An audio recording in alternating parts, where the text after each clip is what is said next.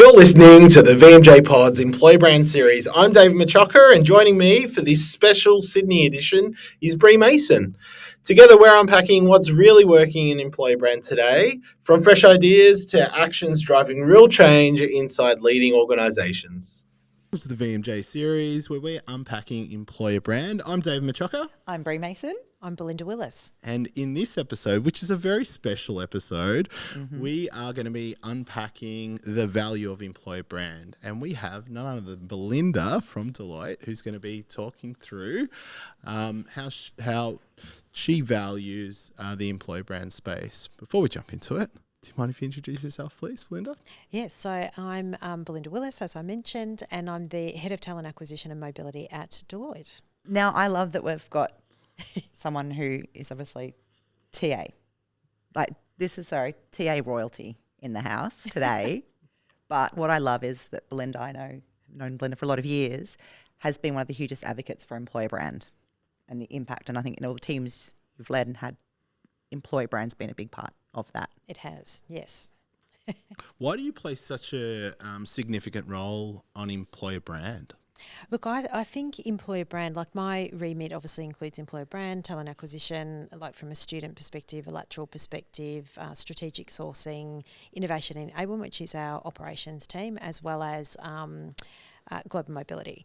So the reason that I think, employer brand, I've always had it in all of my talent acquisition teams, because I just think it plays a critical role in talent acquisition, and to have the two together, like it's not a marketing function, plays a marketing role, but it's actually talking to candidates. So I've always found it to be a critical part of TA's success. What are some of the critical areas that you bestow responsibility on the employer brand to deliver?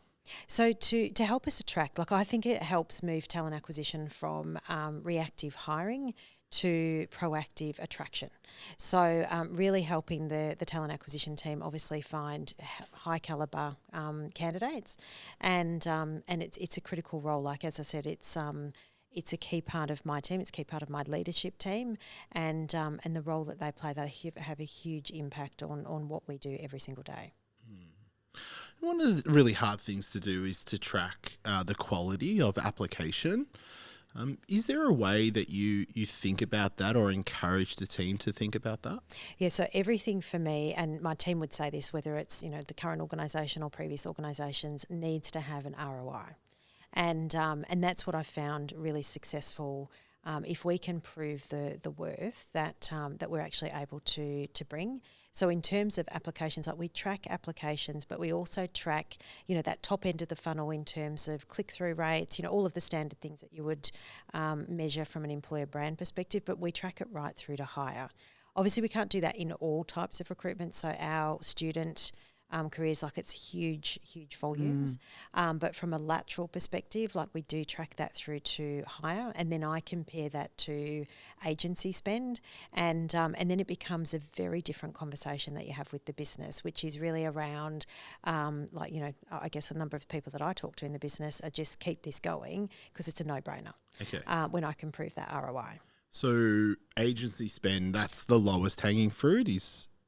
Yeah, look, we don't use agencies a lot, but I've just found when you're talking to the business, not necessarily within HR or talent, but when you're talking to the business, that's what resonates with them, especially if they're funding it. A lot of it we fund, but a lot of it the business does fund. So I just compare it to, it's going to cost you X thousand per hire compared to an agency spend, and they're like, it's a no-brainer. But obviously you've got to be able to track that. So each time, if the business are paying for it, we'll have regular catch-ups to obviously show how it's performing. But in most cases, they're like, this is a no-brainer, just keep it going. So I'm picking up that maybe it's a bit of a cost centre. Is it a cost centre where the partners can actually purchase employer brand? Is that the way? No. So we'll sort of it depends on the skills that we're recruiting. So if it's in, lateral, for example, depending on the skill set, we will make the recommendation as to how to attract. And in some cases that will be obviously through our employer brand team in terms of, running a recruitment campaign, those sorts of things. It really depends on what it is. But the way that we work with the EB team is that we are collaborative, so in terms of the way the talent acquisition team work, is that we're collaborative right from whether it's an ad, whether it's a video, in terms of that storytelling. It's the whole process through. And some of the work that we're doing at the moment, like we're constantly having meetings with the EB team. We've got the business, we've got the recruiters, the strategic sourcing team. We've got everyone in the meetings to show how it's performing and actually make the recommendation on what we need to do. In professional services, it's quite obvious the value of ensuring you've got a strong employer brand in order to attract the best talent to work for your organisation. It's not as easy when your product isn't people, right? So how have you gone? How have you gone about in previous organisations? Like, how do you then quantify and really talk and convince people of the importance of a strong employer brand then? So I think, yes, professional services is obviously different, but I think you can always prove that return on investment and down to a dollar figure. So I think it depends on the organisation. So some organisations I've been in, it's, comparing it to agency spend, nothing against recruitment agencies, of course, we continue to use them. But yeah, comparing it to something that actually has a dollar value. So in retail, we didn't use agencies as much, but we would actually compare it to other dollar values and really just showing that worth around whether it's, because again, it really does depend on the organisation. Some organisations value the number of applications that come through. Some organisations value the click-through rates that we're getting from, campaigns, for example. So it really comes down to what that organisation and what that drives. Like with my current, like in professional services, it really is about that commercial impact and the impact that it's actually having on the commercials and attracting obviously high caliber talent. So we track it right through, even from a retention perspective as well. Yeah. I'm thinking there's a dashboard. Yes, there is a dash. I've got lots of dashboards. So yes, no, we were able to, especially in lateral, track that, as I said, track that right through to offer. But the dashboard is quite impactful. And I can go into the dashboard at any point to see what the funnel's looking like, how that's progressing through, the funnel obviously from a interview perspective, etc. So it's not just the EB numbers, it's actually once it gets into the funnel. And obviously I look at all of the EB metrics as well, but what really matters to me, and that's why the team are tracking it right through, is how many placements we're getting. Because if we're spending hundreds of thousands of dollars on, say it's a campaign, for example, if we're spending hundreds of thousands of dollars on that, I need to be able to actually show what we've got from that. Unless it's a brand, if it's a brand eminence piece, that's obviously a little bit different. But in a lot of cases, ours is tracking it right through and making sure that we're getting the results. If we're not getting the results, I won't keep spending money on it. Yeah. So say, for instance, you've walked into a new role and there's no dashboard. The visibility is not great. The applicant track system's not great. Aspirationally, like where should someone be thinking about the types of metrics that move the needle, and how does employer brand's voice be present in that dashboard? Yeah, so I'd say to people, if you don't, obviously I've been able to build that over a period of time, which has been fantastic. But I'd say to people, don't get fixated on that sort of thing, like actually having pretty dashboards and all of that data available. Like I know when I was in one organisation, I won't say what it was, but I was only there a couple of weeks. They had run a campaign. And I was being asked within my first few weeks, well, how was the campaign? How was the campaign successful, etc. But the talent acquisition team were not engaged, and that's where the employer brand team was actually completely separate. It wasn't really an employer brand team; it was probably more of a marketing team. Again, nothing against marketers, but I wasn't able to give them any data. Like I literally could just tell them, look, we're obviously getting a number of applications through. I have no idea if that's driven from the campaign because we had no way of knowing. So what I'd say to other people that don't have any of that data is to try and start with something. So it's kind of like understanding what are you actually trying to achieve. So obviously you can hear a lot of what I'm talking about is really campaigns, and that's a lot of the work that we do. So if that's what someone's working on, it's actually understanding what's the problem you're trying to solve. What are you actually trying to achieve from it at a high level? And I know I did this a lot in retail, for example, where I'd go in with a clear business case as to where I thought I'd be able to attract those people. And then we were trying to manually, as much as we possibly could, because obviously you're dealing with large volumes, get some kind of data points that mattered to that organisation to give them that view of the ROI, especially, as I said before, if you're spending hundreds of thousands of dollars on it. I don't know if that answers the question. No, it's really relevant, because my next question leads into how do you bring the employee brand team and the talent acquisition team together for the moments that matter so that they can truly collaborate. Is there a system or a process that you've introduced which works? Look, for us, I mean, obviously in my current employer, like that works really well because I've sort of built the team. But it's interesting because I know when I first started, there was some of my team that really weren't big believers in employer brand. And now, like, it's just changed the narrative so much because we've actually been able to build the data points to say, like, with every single campaign, as an example, the cut through that we've actually had, and even with our student, given that that's huge and the volumes are huge, we can still talk to some of the EB points, like in terms of those key metrics, and sort of talk to that. So I think the way that I bring them together is, if we're planning for a campaign, it's actually having my leads, it's the recruiters, it's the strategic sourcing team, it's the employer brand team, all come together to understand, sort of similar to what I said before, what's the problem, what's the skill set we're going after, what are the target organisations, because we do headhunt, all of those sorts of things, to really make sure that we're all on the same page, and then bring the stakeholders into that conversation as well, and then making sure that we're checking back in. So if I think about some of the campaigns that we're running at the moment, we have a fortnightly meeting. So I have a fortnightly meeting. I'm in those meetings with all of those key people in our team, and then we bring that the key stakeholders in to just tell them how we're sort of tracking, etc. So I think that works really well, is bringing everyone together, because everyone would say to me with my team that I always talk about one team, and no matter what role you're in, everyone has a significant impact, but you've got to work as one team. Absolutely. I remember I spoke to you when you first started at Deloitte, and you were talking about obviously the design of the team you wanted to build, and I know obviously you've had teams previously. Yes. What do you think are the right ingredients to have, and what are the right skills and areas of focus you think teams should have in the employer brand space?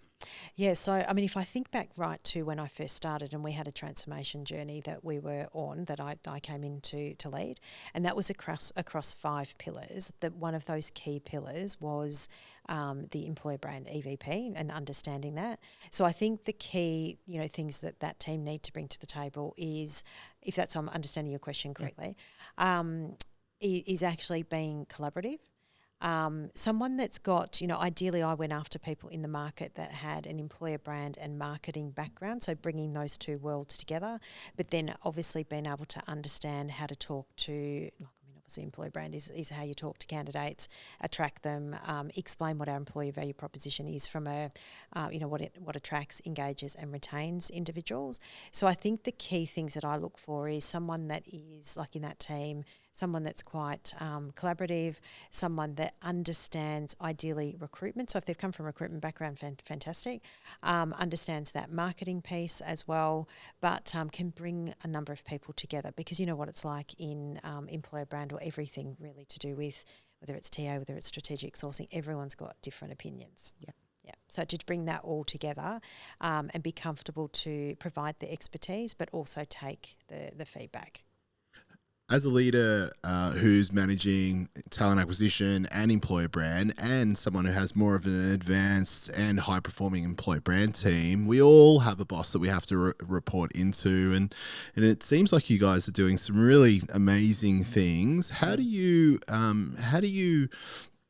communicate the value to the person that you report into, so that you can continually get that investment? So it's sort of, and I know I'm sort of repeating myself a little bit here, but it really does come down to the ROI. Yeah. So as I said, like when I first joined in that, we really didn't have, we had a few people in there, but it wasn't a huge amount, and it was very, very difficult to show the value. So the minute that we changed that narrative, and what I mean by that is that initially we had to go to the business for all of the spend, and obviously it was difficult to get the business case over the line, but once we started to prove that it was working, we kept getting it. Now we actually have that within talent, so we sort of part fund some of it, part fund it with the business as well. So it's really comes back to that ROI, and that's why, I mean, my team, I'm sure I drive them crazy because we do track it right through, and that's, as you can probably appreciate, is very difficult to do with some technology. There's a bit of manual work involved in it, etc. But I think over the years, the team, like whether it's the EB team, whether it's the recruitment team, have started to realise that actually, yes, it's a bit painful, but if you can actually track that right through, then we get more investment. So we keep building on it. Can I ask you a couple of questions about certain metrics that exist within employer brand, but we think it's hard to measure? Yeah. Let's give it a go. You've got the silver bullet, or there's a range of things that you might be able to tell us from different angles how someone should be thinking about how they communicate it. How do you measure quality of hire? So quality of hire is, I mean, that really comes down to the business, because as I kept reminding everyone in my team that we don't make the hiring decisions. So it really comes down to the feedback with the business, because, you know, hiring managers in no matter what organisation you're in are pretty quick to give you feedback. So is that like a survey at the end of the process? We do survey, but it's actually through the process as well. So if I think about lateral, for example, if we're shortlisting candidates, we obviously track source of hire. And if they're telling us that we're not getting the right candidates through, and that source is actually coming from, campaigns, that sort of thing, then clearly that's not working. We've got to tweak something. Now, don't get me wrong. I know that employer brand is not just campaigns, but we do a lot of it. So everything that we do, like whether it's an ad, it's the way that the ad's written. The templates have obviously come from the employer brand team. So it's really taking that feedback as well as, yes, the survey. So we do survey on, the quality of the candidates coming through, etc. And time to hire, there's people who do have a well-established employer brand, whether they're amplifying their new EVP, they really want to see those metrics comes out. How do you go about measuring time to hire? Yeah, look, I mean, the technology that we're using, so our applicant tracking system, is not great with measuring time to fill. There's a whole range of reasons for that. Not exactly. But a lot of that's because, we might put in, 10 roles to one rec, and it kind of measures it in the way that until the 10th role is filled. But we have come up with some solutions around that, which is, some metrics that we've got and that we use in terms of our dashboards, not so much the EB dashboard, but obviously our various other talent acquisition dashboards. So we have got some metrics around that, but it comes back to that feedback. And I always say to people, from a time to fill perspective, you can imagine I get asked that question all the time. I think it's a really old metric.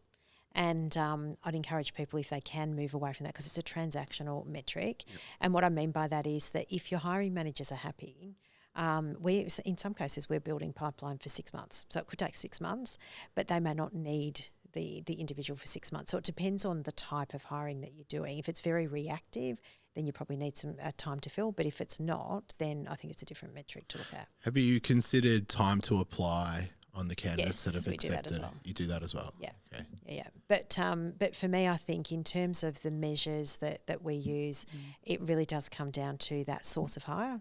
And then also that cost piece. They're not the only metrics, but they're key ones, because obviously everything that I do has got a commercial piece. You've probably heard that from my team. Everything for me is about ROI. Yeah. What about referrals?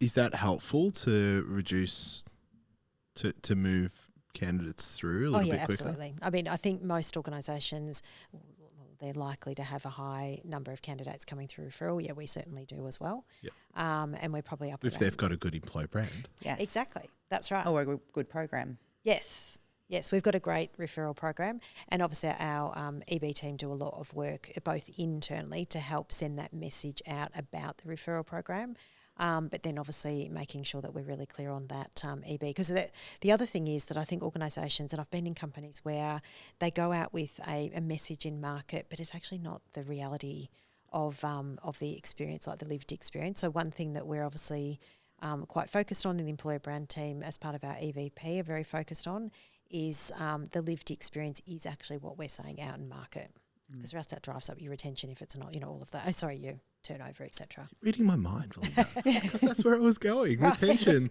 because you did mention all the way through, and very early on you mentioned retention. Yeah. Are you measuring attrition as well as retention? Yeah, look, I mean, we try to do that. It's difficult. Like I think most TA functions would say that it is hard to measure some of these metrics, but we try to as much as we can. But because it's always moving so quickly, it's then trying to find the time to actually go back and have a look at, because not all of that data is joined up. So it's not all joined up to our TA data. I'd love to get to a point where, and I've spoken to the analytics team about this as well, to be able to track, source of hire that's coming in. We've done some of this manually, but it's very manual. How is that source of hire actually performing? How long are they staying within the organisation? Those sorts of things. This episode is brought to you by VMJPod, the employee-generated content platform helping organisations tell their story through the voices of their people. Formerly known as VMJPod Job, VMJPod makes it simple to create once and repurpose everywhere. One employee video becomes blogs, quote cards, and social posts, all automatically edited, branded, and ready to share. Our AI-accelerated platform makes it easy to scale authentic storytelling, showcase your culture, and attract the right people. Ready to see what's possible? Visit VMJPod.co to learn more. I'm curious, so we know you've got one of the more mature and sophisticated employer brand functions. Where do you see the most, and what type of activities should functions or organisations be focusing on if they're early days? What are the higher value activities that your team get involved in that you think if you started somewhere, where should you start? I think it depends on the organisation. Yeah. Like if they haven't got an employee value proposition, it's probably trying to start there if they can. Whether or not that's with an internal team, whether or not they bring in an external to try and actually build that. So just to understand what is the employee value proposition, because if you don't have that, then it is obviously a bit challenging because everything needs to kind of link back to that. So whether you're running campaigns, whether you're just writing ads, that sort of thing. So I'd say depending on the maturity, that's where I would start. That's where I did start here. Because whilst we did have obviously an EVP, and sometimes you can get caught up in the corporate brand versus the employer brand, obviously the two need to link. So that's where I'd probably say that they'd need to start. And even if they don't have the money to do that, because obviously some of that can be expensive, then even the work that if it's the talent acquisition team or if it's a marketing team, can help sort of just understand what's engaged, like what's making people stay within the organisation, to try and pull some of that in. Because I've worked in some organisations where I haven't had a employer brand team, so I've worked with marketing, which you can do a good job, but it obviously is very different. What I find with marketers, for example, is they'll go out with something that's quite different. It won't necessarily relay through all of the experience. So, when the candidate actually applies, the experience that they're having, the messaging that they're having, even when they apply and they get the first acknowledgement, all of that sort of thing. Whereas it's more of a, sometimes with marketing, it can be a fantastic campaign out in the market, but doesn't necessarily flow through because it's obviously a little bit different. You clearly value, though, employer branders who do come from a marketing background. Have you had recruiters skip in to the employer brand team? Yes, no, I have actually. So we've got one at the moment, and it works really well. Well, it's working really well at the moment. I've had that in other organisations as well, because they understand that recruitment. Understanding recruitment, the focus on delivery, getting the job done pretty quickly, all of that sort of thing, and then obviously they've got it needs to be someone that's interested in that space, that's willing to try and do the hard yards to actually get to understand more about the theory around employer brand. But yeah, no, it's worked well, and as I said, we've got a recent one now, so which is going really well. Fantastic. I also want to understand, you probably won't be able to put a number on it, but it's not like I want to ask a question like if you took it away, what would happen? Because Yeah, well, a disaster. and it happens in a lot of organisations. Yeah, no, exactly. Yeah. Look, I think It's more like if you've got a well-oiled machine, Yes. and it's working. Like, how much more does that even boost your overall metrics within talent acquisition? Effectiveness in what you're doing, right? Yeah, look, I mean, obviously, I'm a huge advocate for employer brand. I just think my personal view is that a TA function cannot function without an employer brand team, because it is really it's that front end piece, and it's like what I said before, it moves you from being reactive to proactive, and it moves from that reactive hiring to proactive attraction. And so I'm a big believer in it, and I think in every organisation I've been in, I've pushed to have employer brand, and if I haven't been able to get it, then I've definitely been working with various agencies, etc. Brie used to be someone that we worked with previously in another organisation. So bringing in external expertise, like I think it's a critical piece. And it really brings everything together, like just in terms of that, just really bringing our thread that ties together culture, performance, and growth. So I think it's a critical part of any talent acquisition team. How would you feel? How would your recruiters feel if employer brand didn't rock up to that fortnightly meeting? Now we've removed. Yes, look, it's mostly my leads. As I said, I think initially some people were not 100% bought, especially if they hadn't worked with the employer brand team previously. Now I think everyone sees the impact that they have. Like we have a TA and Mobility Connect every second month.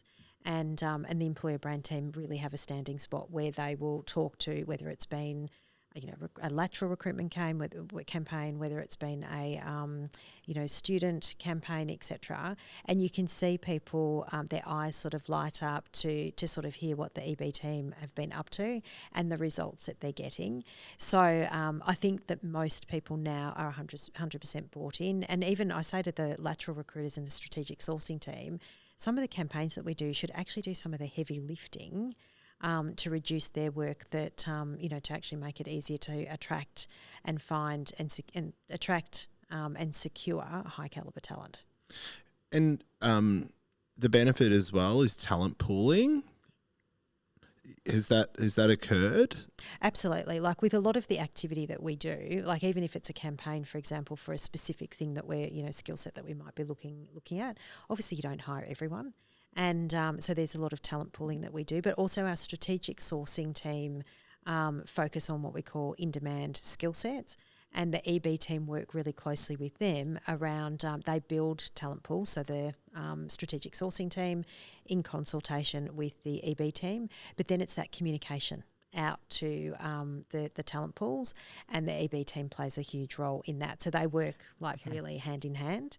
Because you can't just pepper them with jobs. You need to build trust. That's right. Yeah. So, so we do a lot of that. And then obviously with our campaigns, as I said, the candidates that we don't hire, and even just silver medalists, right, generally are pushed usually into our talent pools.